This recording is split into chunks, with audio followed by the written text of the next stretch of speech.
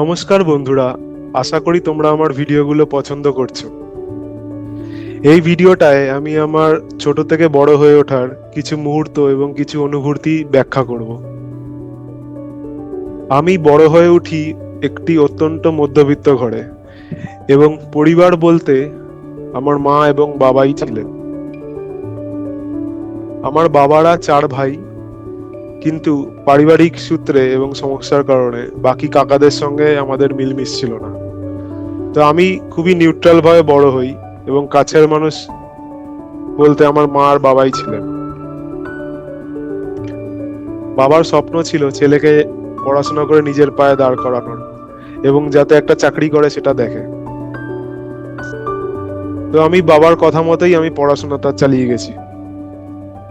তবে স্টুডেন্ট হিসাবে আমি যে খুব ভালো স্টুডেন্ট ছিলাম সেটা বলবো না, কারণ আমি আমি একটি অ্যাভারেজ স্টুডেন্ট ছিলাম। এবং স্কুল লাইফে প্রায় সময় আমার গার্জিয়ান কল হতো, আমার মাকে ডেকে পাঠাতো যে আপনার ছেলে হোমওয়ার্ক করছে না, ক্লাসে মন দেয় না, পড়া ধরলে পড়া পারে না, এরকম প্রায় সময় মাকে অনেক টিচারদের কমপ্লেন শুনতে হতো। তবে আমি যে পড়ায় মাথা খারাপ ছিল বলবো না, মানে আমি হচ্ছে গিয়ে ঠিক পরীক্ষার আগে আগে পড়ার ছেলে। আমার ঠিক পরীক্ষার আগের দিন রাতে যদি আমি পড়তে বসে, আমি মোটামুটি পাস মার্কস নিয়ে আসতাম। তো এই করে করেই আমি মোটামুটি চালিয়ে দিয়েছিলাম যে স্কুল লাইফটা। আমার বয়স তখন 5 বছর, যখন মা আমাকে হাত ধরে একটি ফুটবল কোচিং সেন্টারে ভর্তি করে দেয়। ফুটবল খেলতে খেলতে কেন জানি না আমার খেলাধুলার প্রতি আগ্রহ খুবই বেড়ে ওঠে, যেটা কিনা আমার পড়াশোনার দিকে অতটা হয়নি। আমি সত্যি কথাই বলছি, আমি মানে খেলার দিকে যতটা আগ্রহী ছিলাম, পড়ার দিকে অতটা কখনোই আগ্রহী ছিলাম না।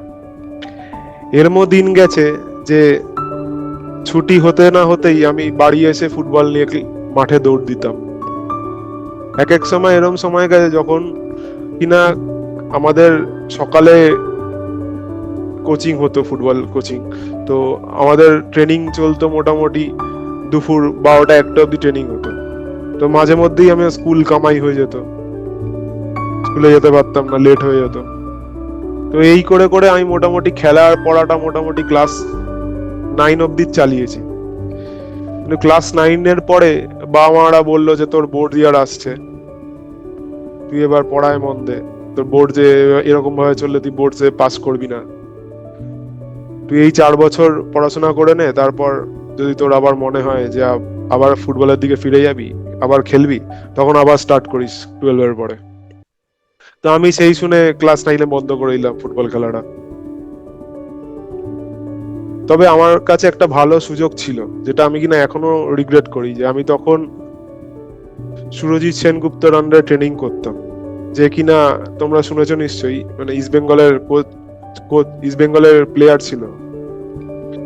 তো আমার কাছে সুযোগ ছিল যে ওই টাইমে যদি আমি খেলাটা কন্টিনিউ করতাম, তাহলে হয়তো আমি একটা ডিভিশন ক্লাবে সাইন করতাম। যাই হোক, সেটা হয়ে ওঠেনি। আমি ক্লাস 9 অব্দি মোটামুটি নিজেই পড়াশোনা করেছি। এবার আমার কোনো প্রাইভেট টিউটর ছিল না ক্লাস 9 অব্দি, তো নিজেই পড়াশোনা করে মোটামুটি পাস করে গেছি। ক্লাস 10 থেকে যেহেতু বোর্ড ইয়ার আসছে, তো বাবা আমাকে প্রাইভেট টিউশনে ভর্তি করে দেয়। তো অঙ্কে আমি মোটামুটি খুব যে ভালো ছিলাম তা না, অঙ্কটা মোটামুটি বুঝতাম, ঠিক আছে, অঙ্কে কাঁচা ছিলাম বললেই চলে। তো আমার ভাগ্যক্রমে আমি একজন ভালো টিচার পাই। সে টিচার বললে চলবে না, সে দাদার মতোই, তাকে আমি দাদাই ডাকি।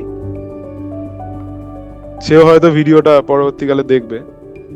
তো দাদার কাছে আমি ক্লাস 10 থেকে অঙ্ক এবং সায়েন্স গ্রুপটা পড়া শুরু করি, এবং তখন আস্তে আস্তে সাবজেক্ট গুলোকে বোঝা এবং ভালো লাগা শুরু হলো। মানে দাদা এমন ভাবে বোঝাতো যে মনে হতো না যে খুব একটা ডিফিকাল্ট কিছু করছি। কারণ মানে খুব ভালো ভালো লাগতো, মানে পড়াশোনাটাকেও ভালো লাগতো। তো তো ক্লাস 10টা ভালোভাবেই পাস করি, এবং দাদা বলতো নাকি আমি যে কটা কোশ্চেন সলভ করতাম অঙ্কের, সে কটাই নাকি কারেক্ট হতো। এরকম যে হ্যাঁ, মানে আমি যে কটা অ্যাটেম্প নিতাম সে কটাই কারেক্ট হতো। মানে আমি কালি ছোঁয়াতে পারতো না। হয়তো ধরো 40 মার্কস যদি অ্যাটেন্ড করি 100-র মধ্যে, তো 40-তে 40 ছাকা পেতাম, এরকম আর কি। মানে আমি ওরকমই স্টুডেন্ট ছিলাম। এবং তারপর ইচ্ছা হলো সায়েন্স নেওয়ার। তো আমার তখন স্কুল চেঞ্জ হয়, ক্লাস 10-এর পরে আমার স্কুলে আর সায়েন্স গ্রুপ ছিল না, স্কুল চেঞ্জ হলো। তখন 11-12টা আমি আবার অন্য স্কুলে ভর্তি হই। ক্লাস 11-12 আমি দাদার কাছে পড়েছি, দাদা তখন শুধু অঙ্কটা পড়াতো, এবং তারপর সায়েন্স গ্রুপ আলাদা আলাদা টিচার ছিল। তবে ক্লাস 10-এর পর যে সায়েন্স নিয়েছিলাম, মানে সায়েন্স গ্রুপের যা ডিফারেন্স সিলেবাসে, মানে তখন মানে কি বলে, পুকুর থেকে সমুদ্রে ঝাঁপ দিলে যা মনে হয় সেরকম মনে হয়েছিল। মানে কিছুই বুঝতে পারছি না যে কোথা থেকে শুরু করে কোথায় শেষ করবো। মানে এত মানে বইগুলো তখন বিশাল মোটা মোটা। কোন রকমে পড়াশোনা করেছি, ঠিক আছে। 11-12, 11টা তো একদম ফাঁকি মেরেছি, সত্যি কথা বলতে 11 আমি একদমই ফাঁকি মেরেছি। এরকম দিন গেছে যখন আমি 11-এ মাঝখানে বক্সিং এ ভর্তি হয়ে গেছিলাম। তো সেখানে আমি 3 মাস মতো বক্সিং করেছি। খুব হার্ড ট্রেনিং করতাম, 3 মাস বক্সিং করেছি। এবং হঠাৎ একদিন আমার মানে কপালটা এতটাই খারাপ, হঠাৎ একদিন আমার মামা এসে আমাকে বক্সিং করতে দেখে, ঠিক আছে। বক্সিং করতে দেখে, এবার মামা এসে মাকে গিয়ে কমপ্লেন করে দেয় যে ছেলে এসব কি করছে, ও তো নাক মুখ ফাটাবে, তো অঘটন বাধিয়ে আসবে। এবার মা ভয়ে ভয়ে, এবার মা বলে তুই বক্সিং ছাড়, তুই অন্য কিছু কর, বললে বক্সিং করা যাবে না। তারপর যথারীতি আমাকে বক্সিং ছেড়ে দিতে হলো। তারপর কি বলবো আর, তারপরে যখন বক্সিং করতে পারছি না, না এবার সাইক্লিং করবো। এবার আমি তখন সাইক্লিং কেউ মানে আমি তখন কি মানে যে কোনো একটা খেলায় ঢুকতে পারলেই হলো। তো সাইক্লিং কোথায় হয়, এবার নেটে সার্চ করলাম যে সাইক্লিং স্টেট লেভেলে সাইক্লিং কোথায় হয়। দেখলাম যে উল্টোডাঙ্গায় কোন একটা বিশাল দূরে উল্টোডাঙ্গায় কোথায় একটা হয়। তো আমি তারপর একদিন সকালবেলা নিজেই চলে গেছি ওই জায়গায়, তো কয়েকদিন গেছিলাম। এবার তারপর ওখানে সাইক্লিং করবো, সাইকেল তো নেই, পুরনো একটা সাইকেল ছিল, সেটাই হবে না। এবার আমি ওখানে ট্রেনিং করছি, এবার কোচ জিজ্ঞেস করছে তুই সাইকেল কবে কিনবি। আমি বলতে পারছি সাইকেল কিনবো বাড়ি থেকে লাথি মারবে সাইকেল চাইলে। তো তারপর যা মনে হলো না, সাইক্লিংও হবে না, সাইক্লিংও ছাড়ি, ওটাও ছাড়া হলো। তারপর তো 11 এলো, 11 গেল, এবার 11 পাস করে দেন 12 আসলো, বোর্ড ইয়ার। তখন আরো চাপ। বোর্ড ইয়ার মোটামুটি ঠিকঠাকই রেজাল্ট করে পাস করলাম। এবার বুঝতাম না যে কি করব, সবাই দেখছি যে ইঞ্জিনিয়ারিং এর দিকে যাচ্ছে, তো সবার দেখা দেখি আমিও গেলাম। তো আমার আবার ওয়েবজিতে ভালো র্যাঙ্ক এসেছিল, কিন্তু কি হয়েছে, কোনো একটা ডকুমেন্টসে কিছু গন্ডগোল ছিল। এবার কিছুটা মানে কি বলে গাইডেন্সের অভাব, ভালো র্যাঙ্ক আসার পরেও যে কলেজ পেলাম না। এবার চাইলে আমি আরেক বছর ড্রপ দিতে পারতাম, আরেক বছর ড্রপ দিয়ে আবার সরকারি কলেজ ট্রাই করতে পারতাম, সেটাও করিনি। এবার ক্যাম্পাসিং এ যেটা কিনা একটা মেরিটে হলো না, এবার ক্যাম্পাসিং এ একটা কলেজ পেয়েছিলাম, সেই কলেজটা অনেকটা দূরে। আমি ডিসাইড করলাম যে ক্যাম্পাসিং এই কলেজ এত দূরে আসবে পড়তে, হচ্ছে অন্য কোনো কাছাকাছি কলেজ। সে এই করে করে আমার বন্ধুদের দেখা দেখি আমি একটা কলেজে অ্যাডমিশন নিই, সেটাও বাড়ি থেকে অনেকই দূরে। এর চেয়ে বরঞ্চ আমি যেটা ক্যাম্পাসিং এ পেলাম সেখানে আমার কম খরচ হয়ে যেত। এরকম বাবার টাকা অনেক নষ্ট করেছি পড়াশোনার দিকে। তো তা মোটামুটি কলেজ লাইফও গেল।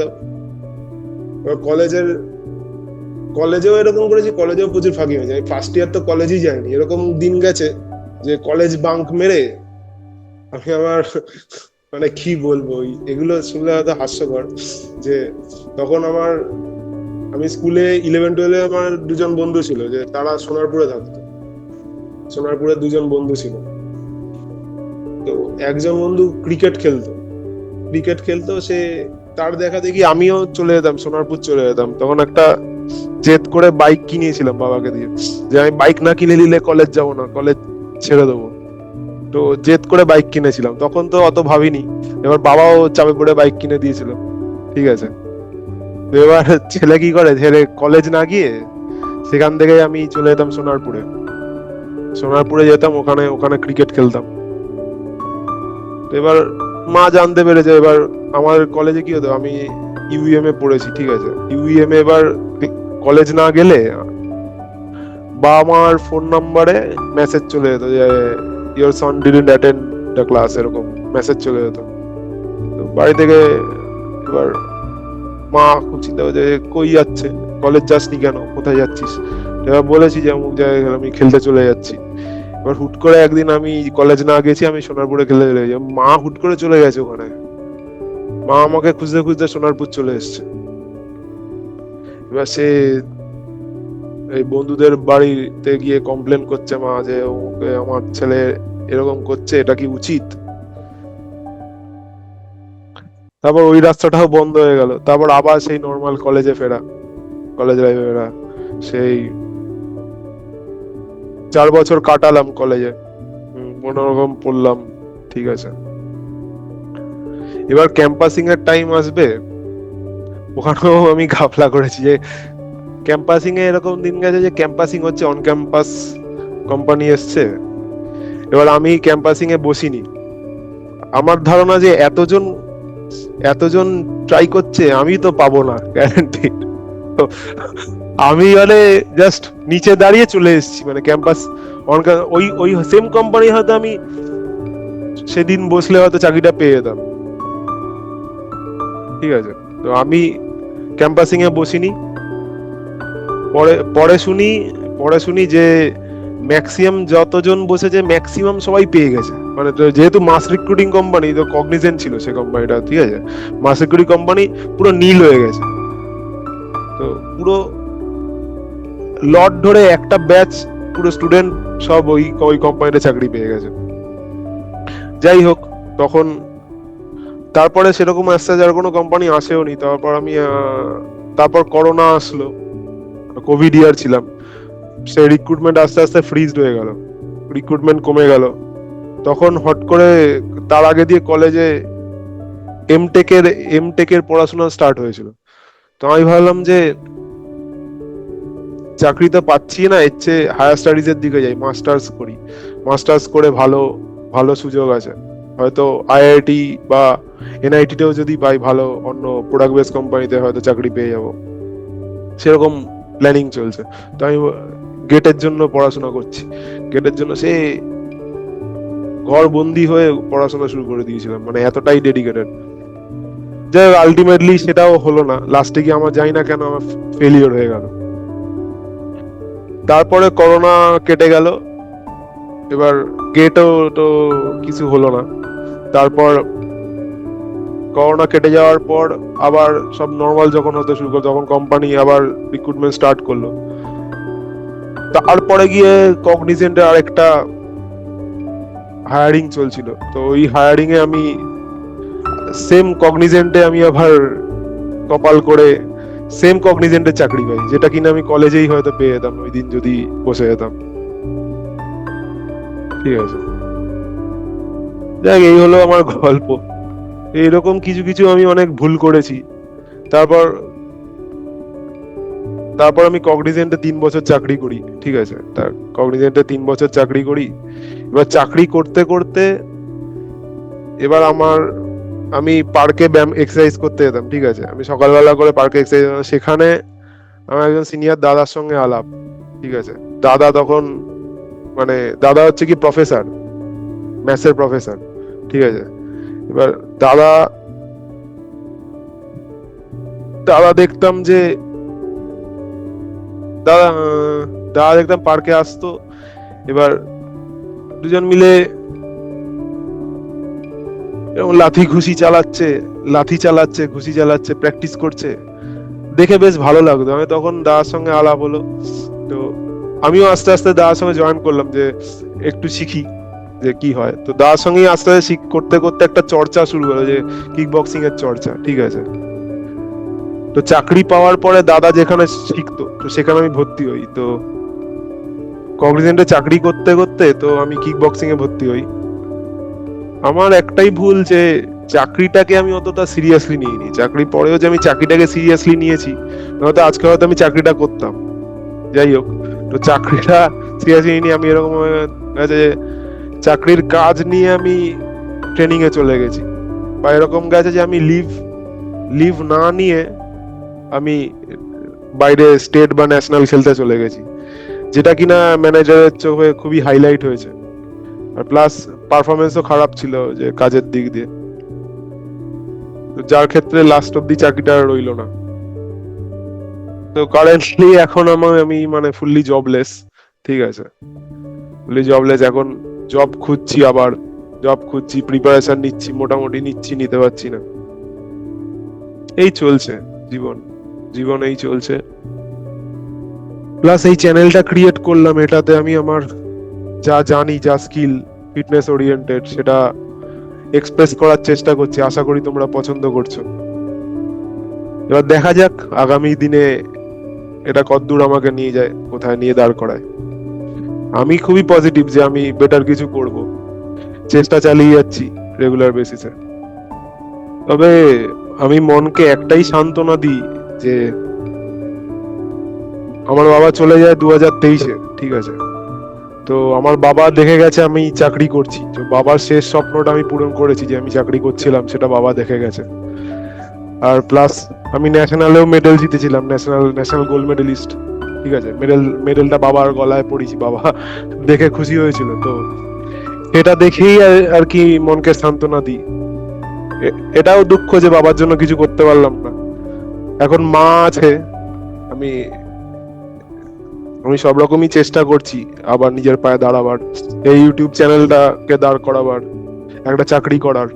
চাকরি খুঁজছি, ঠিক মতো খোঁজা হচ্ছে না, কিন্তু চেষ্টা চালিয়ে যাচ্ছি রেগুলারলি। আশা করি তোমরা সাপোর্ট করবে এই জার্নিটাতে। প্লাস আমি এখন একটা পার্ট টাইম কাজও করছি, ছোট কাজ, কিন্তু নিজের খরচা যাতে চালাতে পারি সেই হিসাবেই আর কি করছি।